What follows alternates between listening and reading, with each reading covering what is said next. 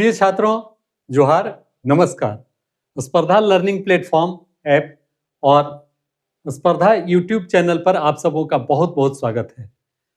आज का यह क्लास आपके लिए बेहद खास है, क्योंकि आपने देखा होगा कि जो स्पर्धा की क्लासेस चल रही है अभी, खासकर जेपीएससी से रिलेटेड झारखंड स्पेसिफिक टॉपिक्स पर, उसमें हम लोगों ने अब तक सेक्शन जे अर्थात झारखंड की औद्योगिक नीति से संबंधित चैप्टर को पूरा कर लिया है।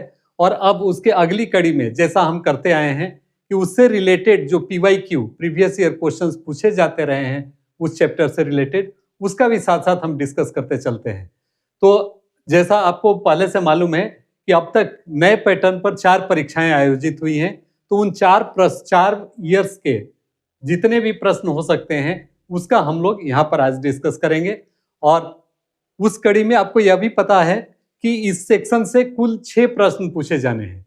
तो इस प्रकार प्रत्येक वर्ष को अगर मिला लिया जाए तो वो 24 प्रश्न होते हैं। तो उसका हम यहाँ पर डिस्कशन करेंगे। तो फ्रेंड्स, अब देर न करते हुए आइए देखें कि जो हम लोगों ने अब तक पढ़ा है वह कितना कारगर हो सका है इन प्रॉब्लम्स को सॉल्व करने में, या जो चीजें अनटच्ड रह गई हैं या कुछ उसमें बाकी रह गया है उसको कैसे हम इनके थ्रू पूरा करते हैं। तो इस कड़ी में अब आते हैं झारखंड की औद्योगिक नीति, विस्थापन एवं पुनर्वास नीति एवं अन्य नीतियां, ये खत्म हो चुका है चैप्टर। इससे रिलेटेड प्रीवियस ईयर क्वेश्चंस हम पीवाईक्यू उसका एनालिसिस कर रहे हैं कि जो 4 साल में हुए हैं उनके बारे में हम यहाँ पर डिस्कस करेंगे। तो सबसे पहला जो एग्जाम हुआ था नए पैटर्न पर, आपको मालूम है 2016 में हुआ था 6th जेपीएससी से, 6th combined civil services examination 2016 में ये पहला हुआ। तो ऑब्वियसली उस समय तक की जो नीतियां थी उससे संबंधित ही इसमें प्रश्न आपको देखने को मिलेंगे। तो आइए देखते हैं कि वैसे कौन कौन से प्रश्न इससे रिलेटेड थे। तो पहला प्रश्न इसमें है, वर्ष 2016 में विश्व बैंक एवं डीआईपीपी के अनुसार व्यापार सुगमीकरण में भारतीय राज्यों में झारखंड का स्थान है। The rank of Jharkhand among Indian states ease of doing business year 2016। अब इसमें आपका 1st, 5th, 7th, 3rd। तो आपको मालूम होगा, यह कहना थोड़ा सा मुश्किल है बिकॉज उस समय का ये पुराना डाटा है, लेकिन आपके नॉलेज के लिए मैं बता दूं कि 7th रैंक था उस समय झारखंड का। इसका एक्सप्लेनेशन भी हम देते हैं, तो इसके नीचे एक्सप्लेनेशन भी आपको होगा कि according to the World Bank and Department of Industrial Policy and Promotion DIPP, Jharkhand was ranked 7th in 2016 among Indian states in trade facilitation, while the state has been ranked 4th in this list released on July 2018। 2018 में 4th हो गया था, जबकि उस समय 7th था। तो वही है, वर्ष 2016 में विश्व बैंक औद्योगिक नीति एवं संवर्धन विभाग, department of Industrial Policy and Promotion DIPP का फुल फॉर्म है, के अनुसार व्यापार सुगमीकरण में भारतीय राज्यों में झारखंड का 7वां स्थान था। और इस जबकि जुलाई 2018 को जो जारी हुआ उसके अनुसार राज्य का 4था स्थान था। तो ये है। नेक्स्ट क्वेश्चन जो है वह है, झारखंड सरकार की नई औद्योगिक नीति 2016 ने ग्रामीण विद्युतीकरण को सर्वोच्च प्राथमिकता देते हुए विद्युतीकरण का लक्ष्य रखा था। कितना विद्युतीकरण करना था उसे? अभी इसमें आप देख पा रहे हैं कि 70%, 80%, 90%, तो इनफैक्ट 100% इलेक्ट्रिफिकेशन बाय 2017 इसका टारगेट था। वो 2017 हमने देखा था, उसमें भी इस पर एम्फेसिस दिया गया था कि 2017 तक 100% विद्युतीकरण करने का लक्ष्य था। अब इसका एक्सप्लेनेशन है, झारखंड प्रथम राज्य है जिसने UDAI कार्यक्रम के तहत विद्युत क्षेत्र में सुधार के लिए भारत सरकार से समझौता किया है। सरकार द्वारा ग्रामीण क्षेत्र में 2017 तक 100% विद्युतीकरण का लक्ष्य रखा गया है। यही यहाँ भी है, Jharkhand is the first state which has tied up with Government of India under Uday program for reforms in the power sector. The government has set a target of 100% electrification in rural area by 2017. इसी का अगला प्रश्न है, झारखंड सरकार की 2016 औद्योगिक नीति के लागू रहने की अवधि है। हमने उस समय भी देखा था कि 2016 जो है कब तक के लिए है, तो आपने देखा होगा 5 साल, 5 साल की अवधि के लिए यह माना गया था। और इसी की तरह इसका एक्सप्लेनेशन भी होगा, सरकारी भूमि और औद्योगिक उद्यमियों को 30 वर्षों की लीज पर उपलब्ध कराई जाएगी। उद्यमियों को भूमि, औद्योगिक भूमि जिसका निश्चित अंतराल पर पुनर्नवीकरण आवश्यक होगा, इस भूमि का औद्योगिकों द्वारा हस्तांतरण की तिथि से 5 वर्षों के अंदर प्रयोग करना आवश्यक होगा। अगर वो 5 वर्ष के अंदर नहीं उसका उपयोग करते हैं तो वो जमीन उनसे ले ली जाएगी। Government land will be made available in industrial entrepreneurs on lease for 30 years, which is required to be renewed at regular interval. This land is required to be used by in industrial enterprises within 5 years from the date of transfer. नई औद्योगिक नीति 2016 के अंतर्गत cement क्षेत्र में बृहद परियोजनाओं के लिए न्यूनतम पूंजी निवेश की आवश्यकता है। The minimum capital investment required for a mega project in the cement sector under the new industrial policy 2016 is 100 crore, 200 crore, 300 crore, 500 crore. तो obviously it was 300 crore. हमने अभी हाल ही में देखा है इसे। अब इसका चौथा क्वेश्चन, इसका एक्सप्लेनेशन कुछ इस तरह है, under the new industrial policy this provision of minimum capital investment of rupees 300 crores has been made for mega projects in the cement sector. The objective of this industrial policy is to promote micro, small and medium enterprises in the textile sector, auto components and food processing, information and technology and ancillary industries. तो 300 करोड़ इस औद्योगिक नीति का उद्देश्य सूक्ष्म, लघु और मध्यम एमएसएमई के लिए कपड़ा उद्यमों के लिए कपड़ा क्षेत्र, ऑटो कंपोनेंट्स, खाद्य प्रसंस्करण, सूचना तकनीकी एवं सहायक उद्योगों को बढ़ावा देना इसका ऑब्जेक्टिव था। और 5th क्वेश्चन आपके सामने है, वह 2008 को पुनर्स्थापन एवं पुनर्वास नीति के अनुसार राज्य स्तरीय पुनर्स्थापन एवं पुनर्वास परिषद की बैठक से कम 1 वर्ष में होगी। कितने बार होगी इसके बारे में बोला गया है कि according to 2008 rehabilitation and resettlement policy of government of Jharkhand, the state level rehabilitation and resettlement council shall meet at least, आपने देखा होगा कि उसमें भी चर्चा की गई थी कि ट्वाइस 2 बार कम से कम साल में उसकी बैठक का होना जरूरी है। तो ये बातें थी। अब इसका एक्सप्लेनेशन, मुख्यमंत्री की अध्यक्षता में ऑब्वियसली चीफ मिनिस्टर, जो स्टेट लेवल काउंसिल के जो हेड होंगे वो चीफ मिनिस्टर होंगे, की अध्यक्षता में एक परिषद का गठन हुआ जिसके अनुसार राज्य स्तरीय पुनर्स्थापित पुनर्वास परिषद की बैठक साल में कम से कम 2 बार होनी चाहिए। तो क्लियर है। अब आते हैं इस साल के आखिरी प्रश्न पर, वह है हिल असेंबली प्लान किसके द्वारा आदिवासी उन्नति के लिए किया गया था। हिल असेंबली प्लान ऑब्वियसली ये बहुत पहले का मामला है। Hill assembly plan was set up for the development of Adivasi by T Wilkinson, Cleveland, Lord Williams Bentinck, Lord. तो अब ये क्लीवलैंड, इनफैक्ट ये भी इनका भी विल्किंसन का भी रोल रहा है, लेकिन क्लीवलैंड का इसमें बहुत बड़ा रोल था। उसका आप देखें ये था क्या। इनफैक्ट हिल असेंबली प्लान राजमहल और भागलपुर के कलेक्टर ऑगस्टस क्लीवलैंड 1755 से 84 के द्वारा आदिवासी उन्नति के लिए बनाया गया था। क्लीवलैंड अपनी सुधारवादी नीतियों के कारण राजमहल की पहाड़ियों में जनजातियों के बीच काफी प्रसिद्ध थे।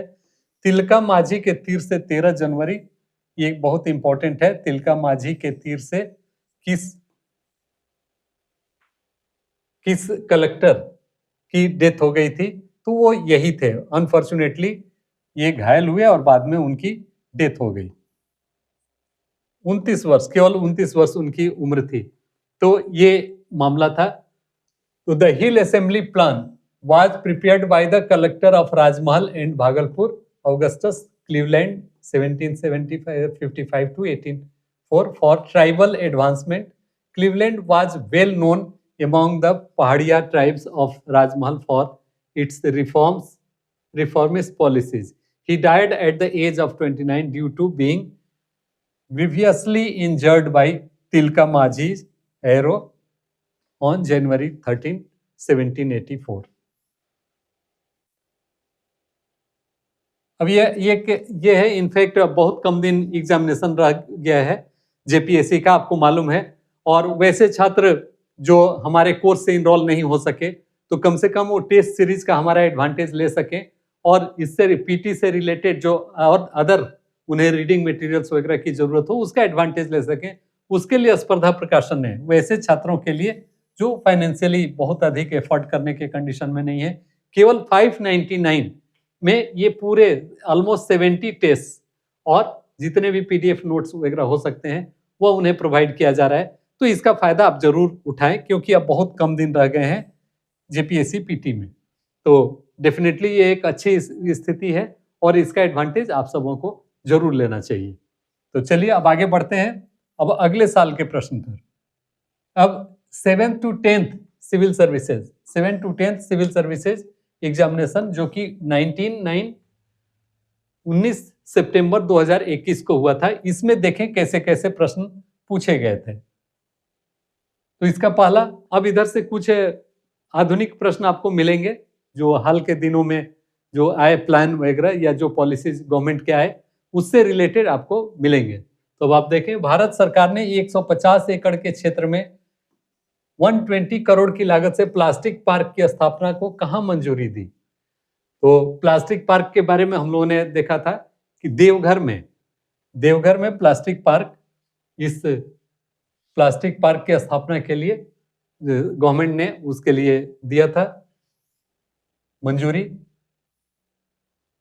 देवघर के देवीपुर में a plastic park has been set up, Devipur in Deoghar, a total 111 plots in this park have been allotted to the investors for setting up the units. तो ये उसकी बात थी। अगला प्रश्न इसी में, और आप इन सारे प्रश्नों को काफी ध्यान से देखें क्योंकि इससे आपको पूछे जाने वाले जो आपके कमिंग एग्जाम्स है उसमें आपके पेपर का और क्वेश्चन का स्टैंडर्ड नेचर और उसका क्या रिपीटेशन का ट्रेंड है, ये आपको एनालिसिस करने में इससे सुविधा होगी। अब अगला प्रश्न है, झारखंड में औद्योगिकरण सुनिश्चित करने के लिए सरकार ने कुल कितनी नीतियां बनाई है? यह थोड़ा उतना परफेक्ट क्वेश्चन मेरे पॉइंट ऑफ व्यू से नहीं है, क्योंकि अब वैसा उस ढंग से तो काउंट कोई करता नहीं है कि कितनी नीतियां बनाई गई हैं अब तक, लेकिन बहुत सारी नीतियां बनी हुई हैं। और एज माई इंफॉर्मेशन गोज वो 16-17 के आसपास बनाई गई हैं। तो इतना क्लोज है कि इसमें डिफ्रेंशिएट करना मुश्किल है, लेकिन 16 जैसा कि आंसर में बताया गया होगा, आप देखेंगे कि 16 अब तक नीतियां वो बनाई गई। झारखंड का औद्योगिक विकास सुनिश्चित करने हेतु सरकार द्वारा ने कुल 16 नीतियां बनाई गई हैं। उसमें बहुत सारे नीति जिनके बारे में हम लोगों ने डिस्कस किया था कि वो सारे के सारे ऑलमोस्ट इंडस्ट्री को ही इनकरेज करते हैं, तो वो मोटा मोटी 16 का हम लोगों ने जिक्र कर लिया है किसी न किसी रूप में। अब इसका अगला प्रश्न, झारक्राफ्ट की स्थापना कब की गई थी? When is Jharcraft established? तो झारक्राफ्ट गवर्नमेंट का एक काफी महत्वाकांक्षी प्रोजेक्ट है, और झारक्राफ्ट इनफैक्ट है क्या? तो ये in fact Jharkhand silk textile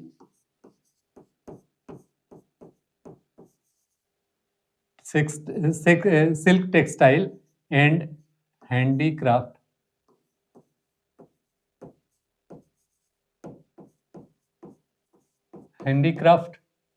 development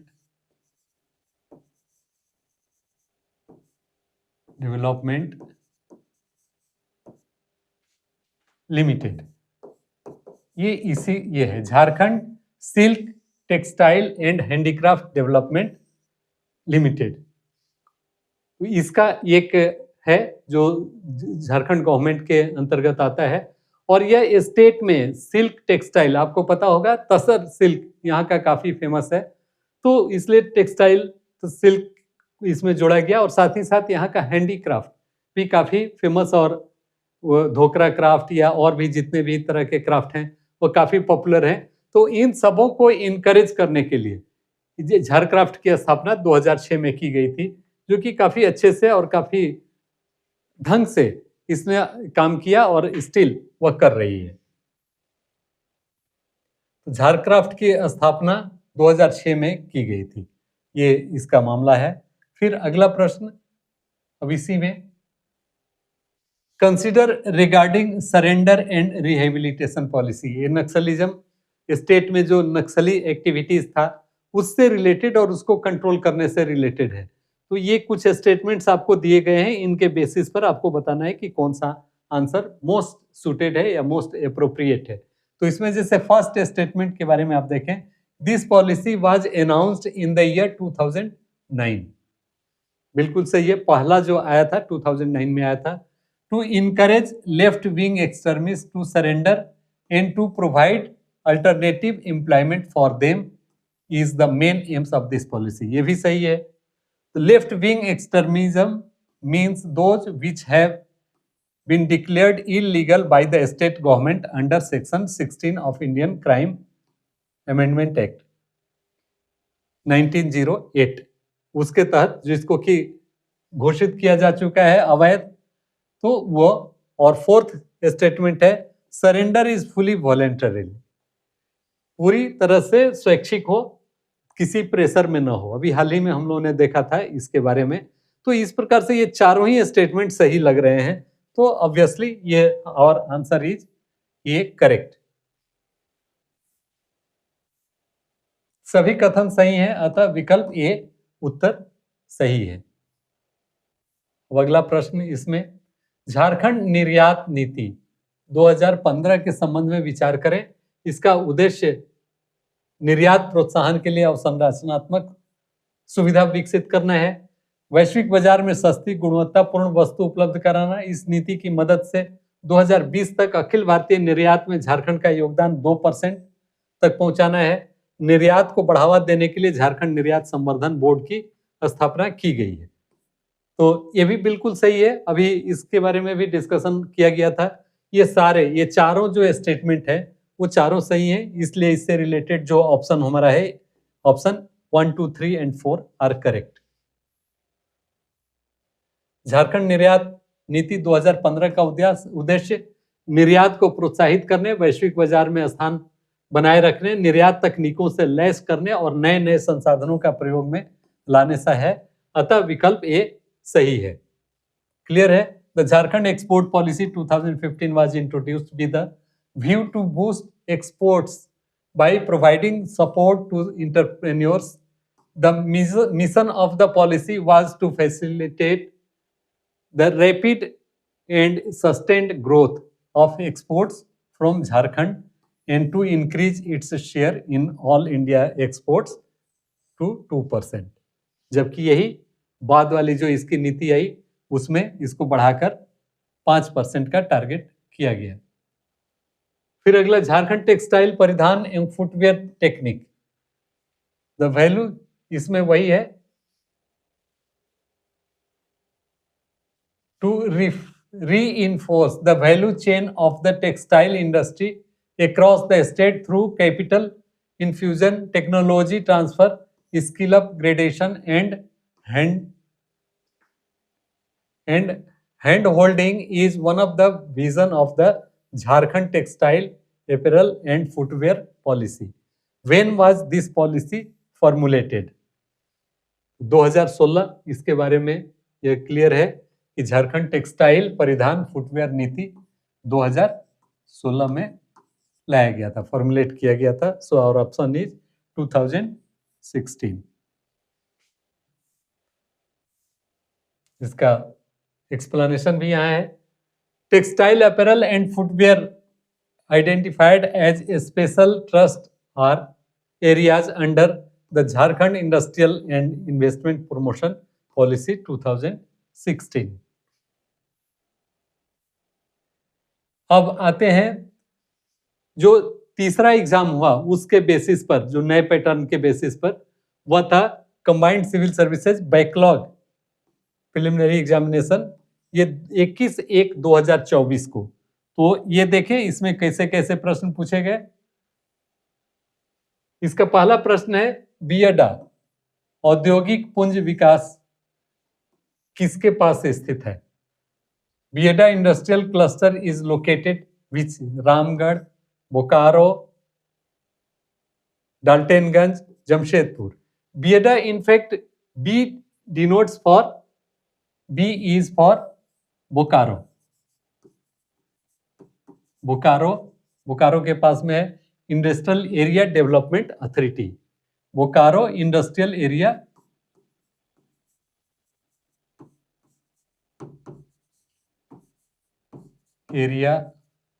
development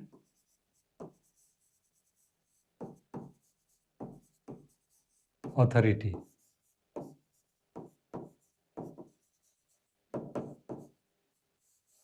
ये है Bokaro industrial area development authority. So our answer should be B, not A, B, Bokaro. Bokaro औद्योगिक क्षेत्र विकास प्राधिकरण बियडा का क्षेत्र उत्तरी छोटानागपुर और पलामू आयुक्त है। उत्तरी छोटानागपुर आयुक्त में उत्तरी छोटानागपुर डिवीजन में बोकारो, गिरिडीह, रामगढ़, हजारीबाग, कोडरमा और चतरा जिले शामिल हैं। ये आयुक्त mistaken, here it should be प्रमंडल। प्रमंडल आप इसे पढ़ें, यहां भी प्रमंडल, ठीक है। तो अब यहां देखें the area of Bokaro industrial area development authority Bokaro BIADA is in north Chota Nagpur and Palamu commissionerate, ठीक है। North Chota Nagpur commissionerate includes the district of Bokaro, Giridih, Ramgarh, Hazaribagh, Koderma and Chatra. अगर आप डिवीजन के बारे में, कमिश्नरीज के बारे में आप पढ़े होंगे तो उसको आप देख पा रहे होंगे। फिर सेकंड, दूसरा क्वेश्चन है उस बैकलॉग का, भूमि अर्जन, पुनर्वास और पुनर्व्यवस्थापन में उचित प्रतिकार तथा पारदर्शिता अधिकार अधिनियम किस वर्ष अस्तित्व में आया? The right to fair compensation and transparency in land acquisition, rehabilitation and resettlement act came into existence in. तो आप देखेंगे कि इसके बाद जब इंडस्ट्रियल पॉलिसी 2012 में आया, उसके बाद 2013 में इसको अधिसूचित किया गया। तो यह 2013 हमारा करेक्ट आंसर है। यहाँ इस अधिनियम का मकसद भूमि अधिग्रहण की स्थिति में पारदर्शी पुनर्वास और पुनर्वास प्रक्रियाओं और न्याय संगत मुआवजा प्रदान करना था, जो भूमि अधिग्रहण को नियंत्रित करता है और अनुदान देने की प्रक्रिया और करता है, जो 2013 में अपने अस्तित्व में आया। So the objective of this act is to provide transparent resettlement and rehabilitation processes, equitable compensations in case of land acquisition, which controls land acquisition and determines the procedure and rules for granting permissions, which came into existence in 2013. अगला प्रश्न, झारखंड पुनर्स्थापन एवं पुनर्वास नीति 2008 की कौन सी धारा बताती है कि पुनर्वास और पुनर्स्थापन के लिए प्रशासक एक बेसलाइन सर्वेक्षण और जनगणना कराएगा? ये थोड़ा ज्यादा स्पेसिफिक क्वेश्चन हो गया है। अब देख पा रहे हैं कि इसमें धारा की बात करी है कि वो एक अलग जनगणना कराएगा, तो इसके लिए आपको डिटेल में उसको पढ़ने की जरूरत होगी। तो इसमें बहुत सारे क्लाउज उसके हैं, तो एज सच उसमें हम लोगों ने पढ़ा नहीं है, लेकिन फिर भी हम लोग इस क्वेश्चन का जानेंगे कि आंसर क्या है।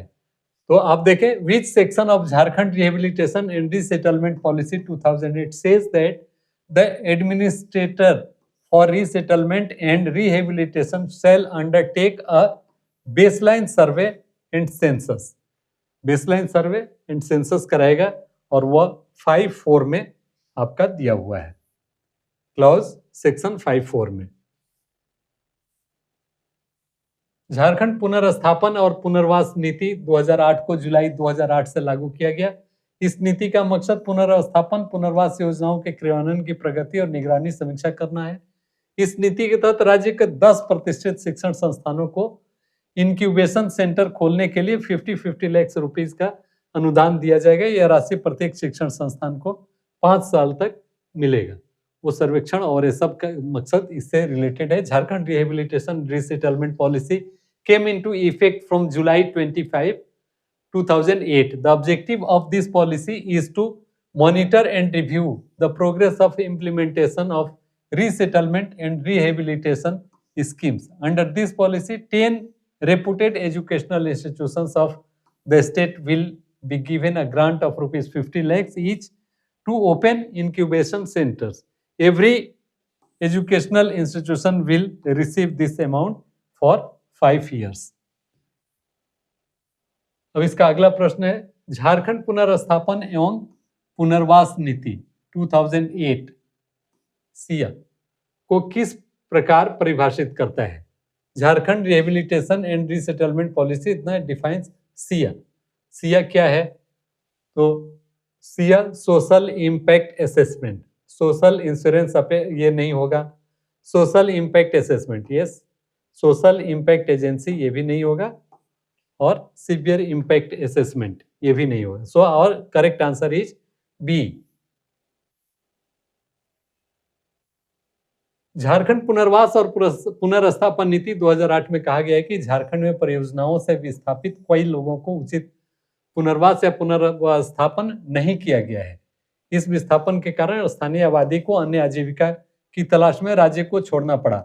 सामाजिक प्रभाव का आकलन एक ऐसी प्रक्रिया है जो किसी परियोजना के संभावित सामाजिक प्रभावों की पहचान, विश्लेषण, मूल्यांकन, प्रबंधन और निगरानी करती है। तो SIA का ये मकसद होता है कि अगर वहां पर कोई परियोजना लाई गई है या लाई जानी है तो उसका क्या सोशल इम्पैक्ट होगा, उसका भी आकलन किया जाए, कराया जाए, ताकि मिनिमाइज किया जा सके उसका इम्पैक्ट वहां के स्थानीय लोगों पर। तो इस तरह से ये है the Jharkhand rehabilitation and resettlement policy 2008 states that many people displaced by projects in Jharkhand have not been properly rehabilitated or resettled. This displacement caused the local population to leave the state in search of other livelihoods. Social impact assessment is process that identifies, analyzes, and evaluates, manages, and monitors the potential social impact of the project.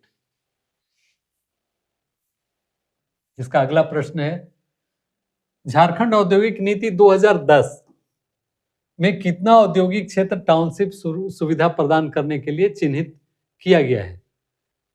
How much industrial area will be earmarked for township facilitation in Jharkhand industrial policy 2010? तो इसमें आप देखे होंगे कि 10% और maximum of 25 acres of land, ये इसकी provision उसमें की गई है कि industrial area will be earmarked. तो ईयर और आंसर इज 10% या अधिकतम 25 एकड़ की भूमि। झारखंड औद्योगिक नीति 2010 में बिजली, संचार, दूरसंचार, सड़क, हवाई अड्डा, IDCD, लॉजिस्टिक आदि में निजी निवेश की सुविधा देने का प्रावधान है। औद्योगिक क्षेत्रें स्टेट बड़े औद्योगिक क्षेत्र समूह में 10% या अधिकतम 25 एकड़ भूमि ऐसे क्षेत्रों में वर्क टू वर्क अवधारणा और अन्य बुनियादी सुविधाओं के लिए टाउनशिप के लिए निर्धारित की जाएगी। Jharkhand industrial policy 2010 has a provision to facilitate private investment in power, telecom, roads, airports, ICD, logistic etcetera in industrial areas. State industrial areas clusters 10% और maximum of 25 acres of land will be earmarked for the township facilitation। यही इसका explanation था। अब अगला प्रश्न जो आखिरी प्रश्न भी है इस साल का बैकलॉग का, इसमें झारखंड के बजट 2020-21 में मोटर वाहन उद्योग और बिजली उद्योग के लिए कौन से दो SEZ अधिसूचित किए गए हैं? In Jharkhand budget 2020-21, two SEZs have been notified for the automobile industry and for power industry. ये कौन कौन से हैं? तो अदानी पावर आदित्यपुर झारखंड, ये और करेक्ट आंसर इज वो जो सेज की बात की गई है वो अदानी पावर और ये आदित्यपुर झारखंड के लिए वो की गई है। अदानी पावर लिमिटेड अदानी समूह की कंपनी है, बिजली उत्पादन से जुड़ी परियोजनाएं लगाती है। इसका मुख्यालय गुजरात के अहमदाबाद में है। अदानी पावर लिमिटेड 15,250 मेगावाट की स्थापित क्षमता के साथ भारत का सबसे बड़ा निजी थर्मल पावर उत्पादक है। इसके 9 बिजली संयंत्र गुजरात, महाराष्ट्र, राजस्थान, कर्नाटक, छत्तीसगढ़, मध्य प्रदेश और झारखंड राज्यों में फैले हुए हैं। तो इसी के लिए इसी को दिया गया कि आदित्यपुर में सेटअप करने के लिए। तो इस प्रकार अब वो खत्म होता है और ये आखिरी उसी साल ये परीक्षा भी हुई है, ठीक उसके 2 महीने 3 महीने बाद।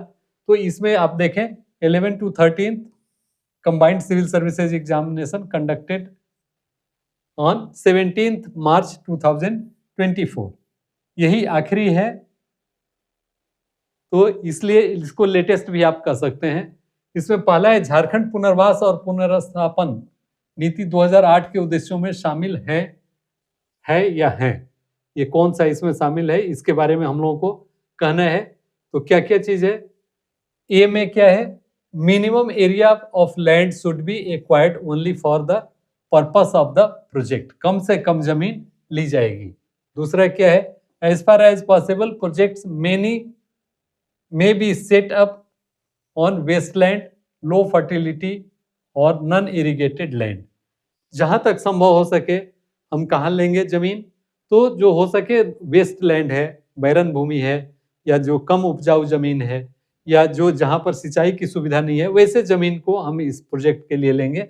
और C, as far as possible land belonging to IN2 groups, multi cropped land and irrigated land should not be used. इसमें जहां तक संभव हो schedule caste, schedule tribe, lands belonging to SC ST groups, जहां तक संभव हो SC ST समूहों की भूमि, बहुफसली भूमि और सिंचित भूमि का इस्तेमाल यथासंभव नहीं होना चाहिए। और चौथा है कि ऑल ऑफ दीज, तो आप उसमें देखे थे कि सारे के सारे ये पर्पस, जो 3 पर्पस दिए गए हैं, ये बताए गए हैं कि ऐसे ही जमीन का हम अधिग्रहण करेंगे जो इन 3 प्रकार की होगी। पहला जो था land should be acquired for the purpose of the project, उसी प्रोजेक्ट के लिए, ये नहीं कि उसके लिए लिए उसमें दूसरी एक्टिविटी करना शुरू कर दिए, वो नहीं होगा। दूसरा क्या है? जहां तक संभव हो सके जो बैरन भूमि है, लो फर्टिलिटी, कम उपजाऊ है, या जो जहां सिंचाई की सुविधा नहीं है, वैसी भूमि को लेंगे। और तीसरा, जहां तक संभव हो सके SC ST ग्रुप की जमीन नहीं लेंगे, जहां मल्टी बहुफसली लैंड है उसको नहीं लेंगे, या जहां सिंचाई युक्त भूमि है उसे नहीं लेंगे। तो इस प्रकार ये all of the above is the correct answer. वही है इसका एक्सप्लेनेशन। झारखंड पुनर्वास और पुनर्स्थापन नीति 2008 के उद्देश्यों के संबंध में उपरोक्त सभी विकल्प सही है, इसलिए विकल्प D is our correct answer. अब इसका दूसरा प्रश्न देखें। झारखंड पुनर्वास और पुनर्स्थापन नीति 2008 के अनुसार उन सभी परियोजनाओं से संबंधित पुनर्वास और पुनर्स्थापन योजनाओं के क्रियान्वयन की प्रगति की समीक्षा निगरानी के लिए एक राज्य स्तरीय निगरानी समिति होगी, जिसके लिए नीति लागू होती है। इस समिति की अध्यक्षता कौन करता है? तो ये आप देखें, पहले भी इसमें हम लोग ऑलरेडी पढ़े हैं कि एज पर Jharkhand rehabilitation and resettlement policy 2000 there will be a state level monitoring committee to review and monitor the progress of implementation of rehabilitation and resettlement schemes relating to project which policy applies. Who will head the committee? तो ये जो committee है इसके लिए state level का, जो इसकी निगरानी करती है, अनुश्रवण करती है और निगरानी करती है, यह इनफैक्ट स्टेट का जो डेवलपमेंट कमिश्नर, विकास आयुक्त, उसके द्वारा इसकी निगरानी और निरीक्षण किया जाता है। तो आवर आंसर इज सी। सी, पुनर्वास और पुनर्स्थापन नीति 2008 के अध्याय 5 में कहा गया है कि जब राज्य सरकार को विश्वास हो कि किसी परियोजना के लिए भूमि अधिग्रहण के कारण बड़ी संख्या में लोगों के अनैच्छिक विस्थापन होने की संभावना है, तो पुनर्वास और पुनर्स्थापन के लिए प्रशासक के रूप में उपायुक्त के पद से नीचे के अधिकारी को नियुक्ति नहीं करेंगे, और इसलिए विकल्प सी, विकास आयुक्त, सही है। तो ये है, उपायुक्त से नीचे के पदाधिकारी की नियुक्ति उस काम के लिए नहीं होगी, उसकी निगरानी के लिए। झारखंड पुनर्वास और पुनर्स्थापन नीति 2008 के अनुसार परिवार में शामिल एक व्यक्ति और परिवार की जो परिभाषा उसमें दी गई है, Jharkhand rehabilitation resettlement policy 2000, family includes, family से क्या तात्पर्य है? तो हिज हर स्पाउस, उसका जीवन साथी, उसके अविवाहित बेटे बेटी, अविवाहित बेटियां, उसके अविवाहित भाई और अविवाहित बहनें, उपरोक्त सभी, his her spouse, his her unmarried sons and unmarried daughters, his her unmarried brothers and unmarried sisters, all of the above. तो ऑब्वियसली एक परिवार से तात्पर्य इन सबों से है, वो उसका जीवन साथी, उसके अविवाहित बेटे और अविवाहित बेटियां, उसके अविवाहित भाई और अविवाहित बहनें, ये सभी परिवार में शामिल हैं। इसका एक्सप्लेनेशन यही है। पुनर्वास प्रस्थापन नीति 2008 के अध्याय 3 में कहा गया है कि परिवार में एक व्यक्ति, उसका पति पत्नी, अविवाहित बेटे, अविवाहित बेटी, अविवाहित भाई, अविवाहित बहनें शामिल हैं, और इसमें एक व्यक्ति, उसके पति या पत्नी और नाबालिग बच्चों से युक्त एकल परिवार भी शामिल है, इसलिए विकल्प डी सही है। यही है chapter 3 of rehabilitation and resettlement policy 2008 states that family includes an individual, his spouse, unmarried sons, unmarried daughters, unmarried brothers, unmarried sisters, and also includes nuclear family consisting of an individual, his spouse, and minor children. Hence option D is correct. अब इसका अगला प्रश्न, झारखंड उद्योग पुनर्वास योजना 2003 के प्रस्ताव वाले सभी मामलों पर लागू होती है, जो है झारखंड उद्योग पुनर्वास योजना 2003 applies to all cases proposed for rehabilitation or revival, that is बंद इकाइयां, बीमार इकाइयां, closed units and sick units, weak units A and B both, newly established units। तो ऑब्वियसली आप देखें, ये था वो दोनों के लिए ही लागू था, जो या तो बंद पड़ी हुई हो या बीमार हो, रुग्ण प्रकार की हो वो, या वीक यूनिट्स, ये भी कमजोर हो इकाइयां हो, तो इन सबों के लिए इसमें प्रावधान था, इसलिए ए और बी दोनों ही इसके लिए सही आंसर है। बीमार और बंद इकाइयों की जरूरतों को पूरा करने और औद्योगिक इकाइयों को और अधिक बीमार होने से बचाने के लिए झारखंड सरकार द्वारा झारखंड पुनर्वास योजना 2003 शुरू की गई थी, और इसका वही था कि जो भी बंद पड़ी इकाइयां हैं उन्हें पुनर्जीवित किया जाए, और जो ऑलमोस्ट अब रुग्ण कैटेगरी की हैं, बीमार हैं, वो प्रॉफिट नहीं अर्न कर पा रही हैं, उन्हें भी बचाया जाए। तो इस प्रकार से वो सारी चीजों को बचाने के लिए, उद्योगों को एक तरह से प्रमोट करने के लिए इसको लाया गया था। और अब अगला प्रश्न, पांचवा प्रश्न, Jharkhand vision and action plan 2021 ने 2020 तक 25,000 बुनकरों के लिए रोजगार सृजित करने हेतु एक मेगा हैंडलूम क्लस्टर स्थापित करने का प्रस्ताव झारखंड के किस जिले में किया था? ये एक बड़ा स्कीम था। Jharkhand vision and action plan 2021 has proposed a scheme to generate employment for 25,000 weavers by 2020. In which district of Jharkhand has proposed to set up a mega handloom cluster? तो आप देखे होंगे कि गोड्डा में जो मेगा क्लस्टर्स वगैरह के बारे में हम लोगों ने देखा था, तो ऐसा क्लस्टर गोड्डा में स्थापित किया गया था, गोड्डा डिस्ट्रिक्ट में एस्टेब्लिश था। झारखंड विजन कार्यक्रम कार्य योजना 2021 के तहत झारखंड के गोड्डा जिले में 2020 तक 25,000 बुनकरों को रोजगार पैदा करने के लिए एक मेगा हैंडलूम क्लस्टर स्थापित करने का प्रस्ताव था।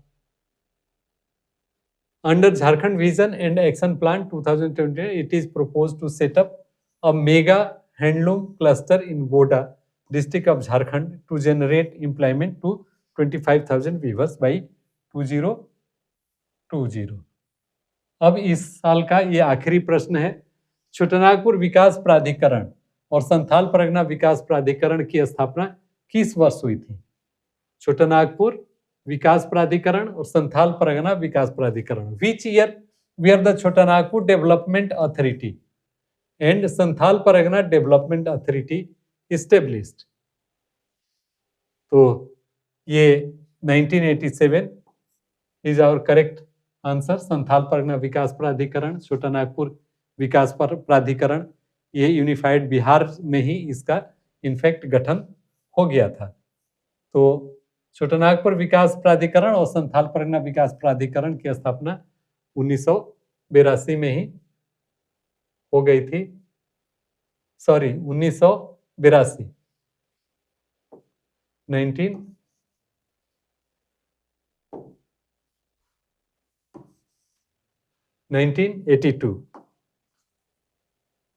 1982 में ही इसको सेटअप किया गया था।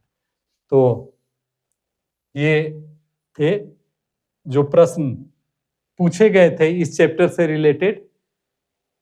पिछले जितने भी 4 एग्जाम हुए थे नए पैटर्न पर, उससे रिलेटेड।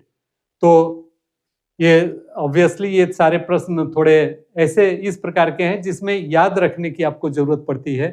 तो इसके लिए जितनी बार आप पढ़ेंगे उतना, खासकर जो हम लोगों ने स्लाइड्स आपको प्रोवाइड किए हैं उनका आप बार बार अध्ययन करें।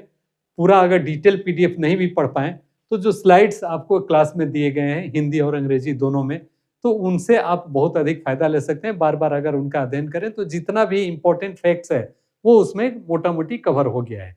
तो उम्मीद है कि ये सारे इस सेशन के डिस्कशन से आप सबों को जरूर फायदा हुआ होगा और आपको एक कंसेप्ट डेवलप करने में एक सुविधा हुई होगी कि आने वाले एग्जाम में आपको कैसे प्रश्न पूछे जाएंगे। तो आप सबों को फिर से एक बार बहुत बहुत धन्यवाद। आप अपनी पढ़ाई को पूरी रफ्तार में जारी रखें और हम उम्मीद करते हैं कि इसमें आपका अच्छा होगा। आप आसानी से इस पीटी को क्वालिफाई करेंगे, उसके बाद से मेंस में लगेंगे। तो आज के लिए बस इतना ही। आप सबों को एक बार फिर से धन्यवाद। जोहार, नमस्कार।